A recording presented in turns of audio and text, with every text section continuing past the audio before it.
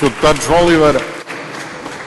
Obrigado, Sr. Presidente, Senhoras e Senhores Deputados, Senhores Membros do Governo.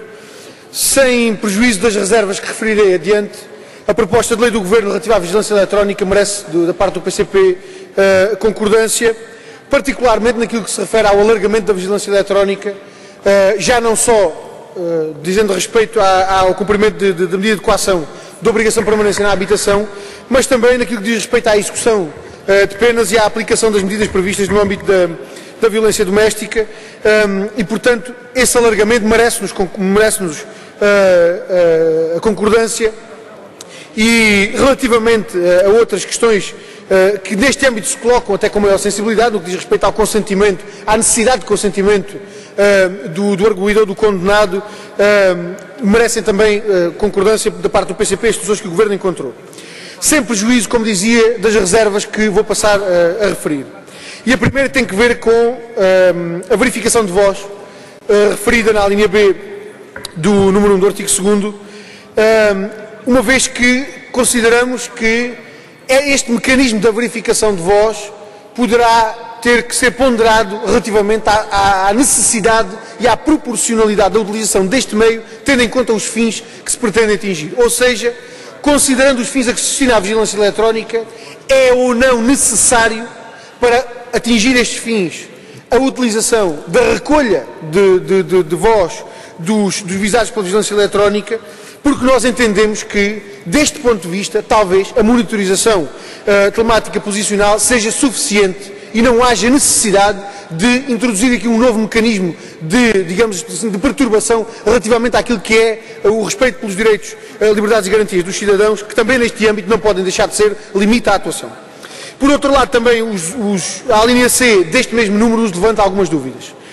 A existência de uma referência não concretizada a outros meios tecnológicos que venham a ser reconhecidos como idóneos, consideramos nós que pode não garantir aqui alguma limitação que neste âmbito deve ser tida em conta. E isto porquê? Porque a possibilidade de efetuar vigilância eletrónica com a referência a esta norma aberta, utilizando esta norma aberta, com uma referência não concretizada a outros meios tecnológicos que possam vir a ser reconhecidos como idóneos, não garante, do nosso ponto de vista, o respeito por aqueles direitos, liberdades e garantias que devemos ter em conta, particularmente porque isto permite que a Direção-Geral de Reinserção Social possa vir a utilizar outros meios que neste momento não sejam conhecidos e, portanto, sem haver um juízo adequado relativamente à possibilidade de utilização desses outros meios que venham a ser desses meios que venham a ser reconhecidos como idóneos. E, portanto, julgamos que era mais ponderado não fazer esta referência e, se eventualmente da evolução tecnológica vier a verificar-se a possibilidade de utilização de outros meios, então, em face dessa realidade concreta, integrá-la nesta lei sobre a vigilância eletrónica.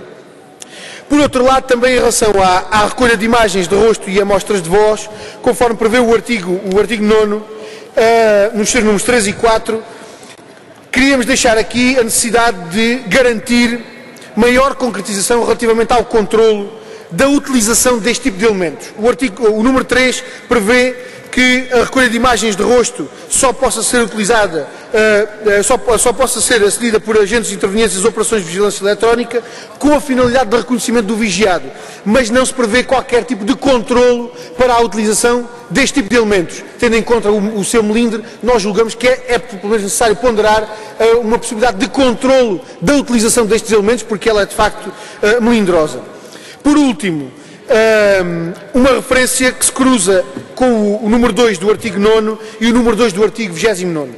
E isto porque se atribui no artigo 9º à Direção-Geral dos Recursos da Reinserção Social a possibilidade de recorrer aos serviços de outras entidades para adquirir, instalar, assegurar e manter o funcionamento dos meios técnicos utilizados na vigilância eletrónica. Aliás, à semelhança daquilo que já fazia a lei de 99 e, portanto, mantém-se esta disposição.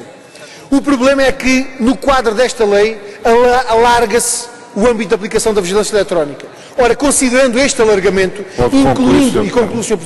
incluindo a definição de uma base de dados e a possibilidade destas outras entidades terem acesso a essa base de dados, nós entendemos que devem ser incluídas aqui reservas que não constavam da Lei 99 em relação ao recurso a outras entidades. Obviamente que percebemos que a Direção-Geral não disponha da capacidade de produção, por exemplo, dos meios que são necessários para o cumprimento da vigilância eletrónica. Agora julgamos que este recurso a entidades externas à Direção-Geral da Registro Social deve ter nesta lei reservas que não tinha na 99 por força do campo de aplicação mais restrito.